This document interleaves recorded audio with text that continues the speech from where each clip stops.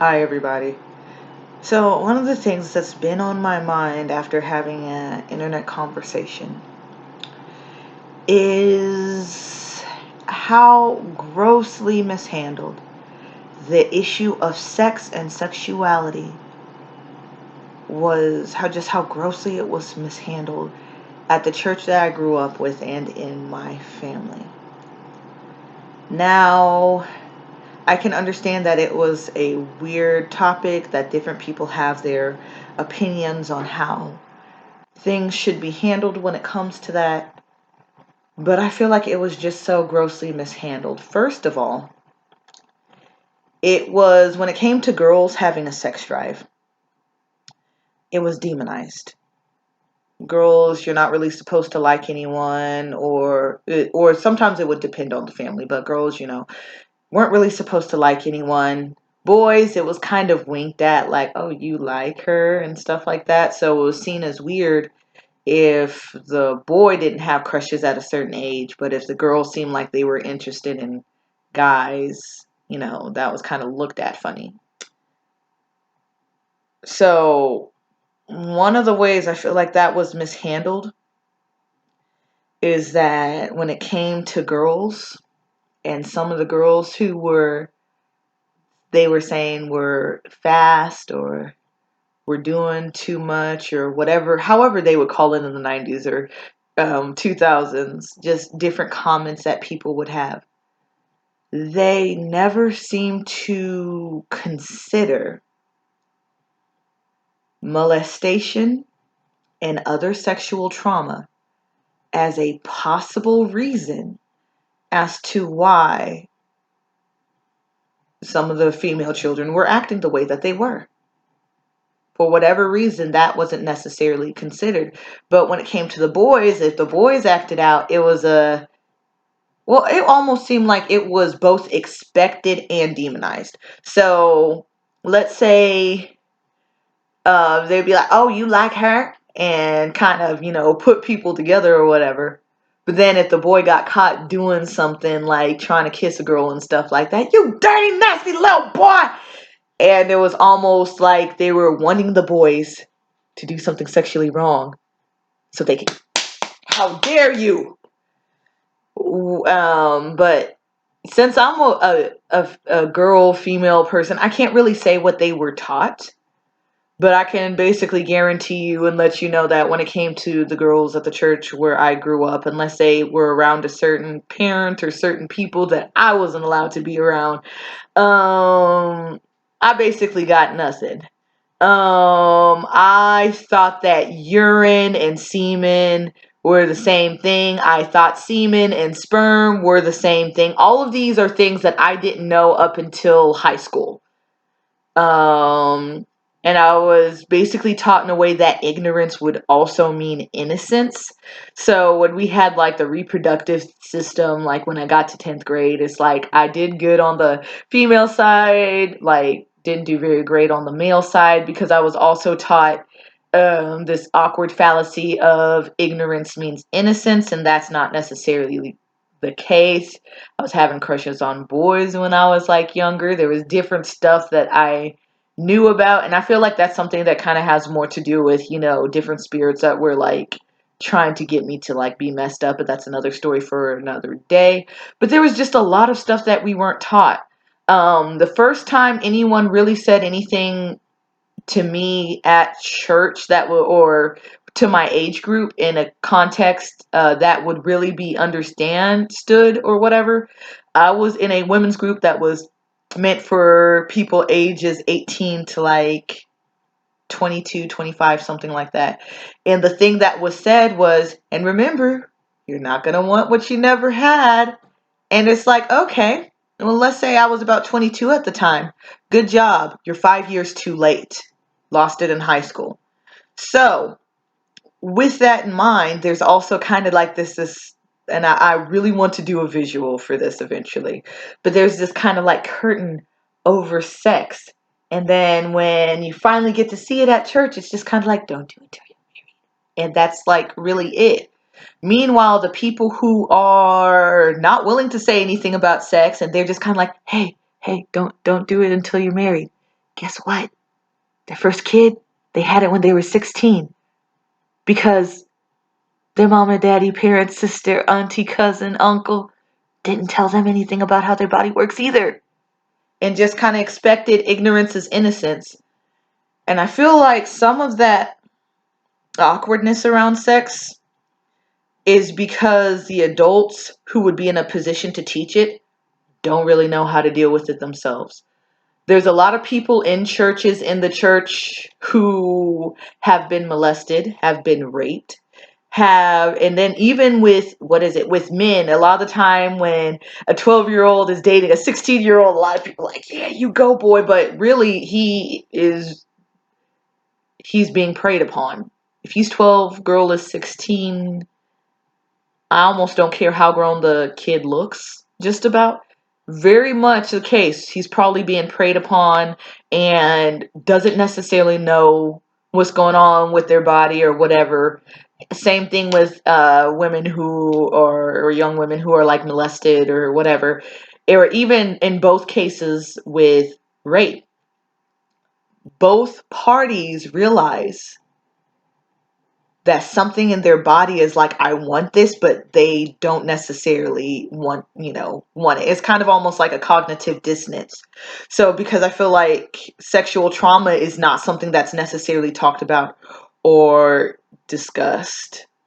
I feel like that's another thing that's like a reason why sex isn't really talked about. But if you look at, the Bible itself, it's like Song of Solomon. If you look at it in the original Hebrew, Song of Solomon is basically porn. Navel, when you're talking about a girl, is not navel, it is girl parts. So when they talk about, flowing from the fountain of the navel and drinking from someone's navel, it's not a navel. It's not. Really isn't. But a lot of people don't necessarily like know that. And then it talks about, how I don't remember if it's First or Second Corinthians. If I'm wrong, my bad. How a man and a woman are not supposed to, stop, except for, if they go for a time of prayer and fasting. That's the only time they're supposed to, not necessarily do anything with each other, because they're dedicating, that time to God, individually and collectively.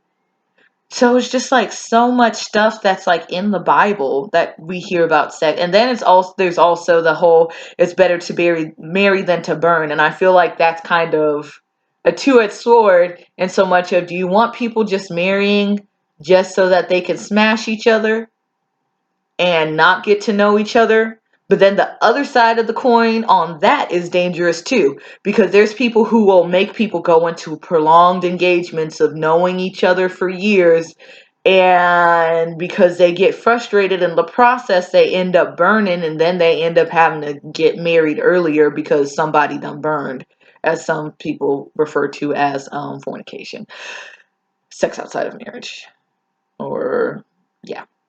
So with that, there's just so many things that I feel like were mishandled. So if I'm going to complain, I feel like I should talk about some solutions. I feel like that is something that elders and younger people, young adults, different people should get together and think about, okay, so sex is not necessarily going to be talked about by everybody, because here's the thing, we honor God with all of our life. So to be like, you worship and praise and you give at church and you wear your hair a certain way, you wear a certain type of clothes and stuff like that, but you don't feel like you need to tell people, how to properly dictate bedroom feelings. Now, another thing that I'm not a big fan of, and I've heard of this in very controlling churches that should probably be called cults, um, is that there are some people who feel like you're married and we need to tell you how to do things with your wife or your husband. I also feel like that's wrong. And I also feel like that would make things awkward. But either way, so I feel like leaders and young adults, young people should talk to each other and actually have a discourse about how things should go. I believe younger children should be taught the actual words for their private parts. Because, and here's an example of something that was confusing when I was younger. So, boo boo for me was being hurt. So, I had like a younger cousin, this was like over 10 years ago, probably. And I asked them if their boo boo hurt. And they said no. And then their mom was like, oh, I'm sorry. Boo boo is what we say for butt. So, you hear pee pee, weeky, all this other stuff. If you tell the kid it's like, what hurts? And they say penis, you know what penis is. Where did they touch you? If you say down there in my area, in my private spot, in my no-no zone, there's some people who their no-no zone is their whole body. I mean, so teaching the correct terms for their anatomy, teaching them at an age-appropriate level how their anatomy works. I don't feel like a 5-year-old necessarily needs to know what ejaculation is, okay? I don't feel like a 5-year-old needs to know what, certain secretions and stuff like that are either. I don't feel like that's necessary, but I feel like they need to know enough about their body, even as young as 3 and 4, because they can tell you certain things. But enough to be able to, if something happened, they would be able to use the correct terminology to say that something messed up happened. So that's like one. Another thing would be, like I said, with being age appropriate, I feel like young women should know that their period could come before they're sitting on the toilet or in class or any other place and they're just bleeding out of nowhere. When I was 11 and I started my period, I didn't know that girls had periods. I didn't know about that. I wiped myself on the toilet at home. I remember it was after church. And for some reason, I was calm because I don't know why God allowed me to feel like this, but I'm like, for some reason, I feel like this is supposed to happen. And I know I ain't stuck nothing in there for anything to happen. So it's like, hey, if this isn't on me, if, whatever. So I feel like as young as 9, maybe even 8, being told about, hey, periods can happen. And then even possibly like not necessarily the same age, but telling young men that's something that girls have or do. Then age appropriate, going to a point of explaining pregnancy, explaining where babies come from. And I feel like a lot of people are so frightened that knowledge is going to make somebody do something messed up. I kind of have more of a feeling that lack of knowledge is the reason why a predator can come in and do something, because one party doesn't necessarily know what's going on, how their body works, etc., etc. So, yeah, I feel like coming together, giving age appropriate talks. And then when it comes to and then I feel like they also need to say, hey, this is something that we're doing. This is something that we feel comfortable discussing. If you don't want your kid to be a part of this or whatever, it's kind of like, I don't really know what they should do about that, because it's like, I'm not a pastor. I've never really been a pastor or anything like that. But the whole idea of, hey, we're going to teach your kid how their body works, and if you don't like that, you should leave, seems kind of harsh. But I really don't know necessarily how to do with that, other than saying, hey, that's something that I feel like people should be warned about. But I also feel like in churches that should not be the main thing that they talk about as well. So Church of the Sexuality Teachers doesn't necessarily sound like a great idea. But at the same time, I feel like it's still something that needs to be discussed. And it also, I feel like it needs to be discussed in a way that, let's say the teenager goes out and makes a bad decision. I really don't like calling stuff mistakes. I like to call them bad decisions because they were decisions, and most of the time we know better. Mistakes are typically like, whoops. But most of the time, I feel like 9 times out of 9, it's not a mistake. It's a bad decision. Something you wanted to do. I mean, you don't just like, oh, whoa. I mean, it's like, no, you don't. You don't slip. At the same time, your hormones, because you start that hormone cycle, your hormones can kind of make you feel like you just kind of fell into something or slipped into something. But typically, there's signs that you might end up doing something messed up before then. And that's the reason why the Bible says, flee fornication. And if they cannot contain, let them marry. So I used to be a bigger advocate for, okay, people, you find out that they're having issues with sleeping with each other, they should probably get married. But at the same time, I'm also now having this understanding of kingdom partners in marriage. Not that I am married yet, but still, it's just the whole thing of how it can be done wrong. All of it can be done wrong. A lot of it has been done so wrong, but it's like, I feel like if there was even discussion, and I feel like another thing is that we should do is people who have been molested, people who had been raped, if we would be able to take the stigma off of that.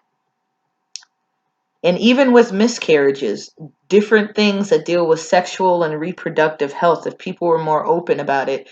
There's so many like preachers, deacons, Sunday school teachers that if they would have said, I was raped at this age, I was molested at this age, I feel like they would, and I'm still dealing with some of the issues with it, but I'm learning how to figure out how to not blame myself for different things. Or even if you did something to get yourself in a position where somebody violated you, that does not give them the right to violate you. I want to say that like now outright. If you were drunk, if you were at a party, if your mama said don't go to that party, and you're like, I'm like, just do what, and then you don't blame yourself. Please don't blame yourself. But a lot of people do blame themselves. And then when it comes to God actually, getting them out of that and freeing them from a lot of the bondage, because they still have that one bondage of shame. They don't talk about, the testimony of how God got them over. Or some people, God hasn't really they haven't allowed God to free them in that way. So now they're just kind of like, okay, well, I need to hide the fact that this happened to me and nobody needs to know. But at the same time, they're stopping not only their liberty, but the liberty of other people. So I feel like if we were able to talk about things that had happened to us, uncle, cousin, sister, brother, preacher, deacon, teacher, and whoever did it to us or whatever, that it would free a lot of people and heal enough people that they would be willing to talk about sex and not see it as something that, needs to be hush hush because you're still trying to hide your wounds. And I feel like that might be the actual reason why a lot of stuff isn't talked about, because there's a lot of wounds and a lot of awkwardness that people haven't healed from. So I feel like, I guess, one of the bigger things that people need to be healed from, the things that they dealt with. So, recap, sex was grossly mishandled. Growing up, sex was grossly mishandled. Eventually, it would be a good idea for churches to get involved and talk about stuff in an age appropriate manner, just so that if something messed up happens, we can catch it early. Or if something actually happens, people know how their bodies work and we can teach them how to fight it better, rather than just saying, hey, don't have crushes on people. It's like, yeah, let's just ignore the hormone cycle that made us want to go off into a corner and do whatever it was that we did at their age. But no, let's demonize them for being just like us. Anyway, well, I guess I've talked enough about this subject. Let me know in the comments what you think about this situation. If you have answers and solutions, please like freaking help, because that's something that has really been on my heart and mind, especially when you realize that teenagers, the same hormones that make teenagers wanna is the same hormones that make grown-ups wanna. And because they have less self-control, I mean, how to even deal with things, like, please help get some discussion on this, because shoot, like, for real. All right, love y'all, God bless y'all, talk to y'all later. Bye.